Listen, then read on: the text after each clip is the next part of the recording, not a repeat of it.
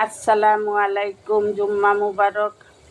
Lifestyle with বউ শাশুড়ি পেজের পক্ষ থেকে স্বাগতম জানাচ্ছি। আমি আজকে মুরগির মাংস রান্না করতেছি।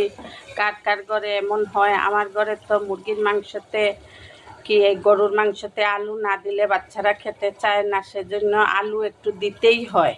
বুনা আর হয় না, এগুলো আলুর তরকারিই হয়ে যায়।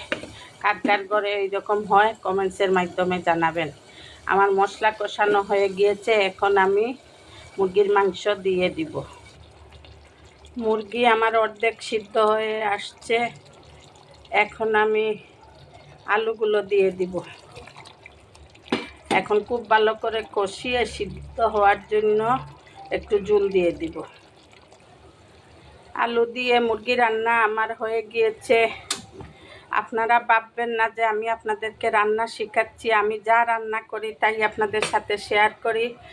লাইফস্টাইল উইথ বউ শাশুড়ির পাশে থাকবেন, আমাদের জন্য দোয়া করবেন। আর যদি ইউটিউব চ্যানেল থেকে ভিডিওটি দেখে থাকেন তাহলে প্লিজ আমাদের চ্যানেলটি একটু সাবস্ক্রাইব করে নেবেন। আর যদি ফেসবুক পেজ থেকে দেখে থাকেন তাহলে ফলো দিয়ে আমাদের পাশে থাকবেন, লাইক কমেন্ট ও শেয়ার করবেন। আল্লাহ হাফেজ। আসসালামু আলাইকুম ওয়া রাহমাতুল্লাহি ওয়া বারাকাতুহু।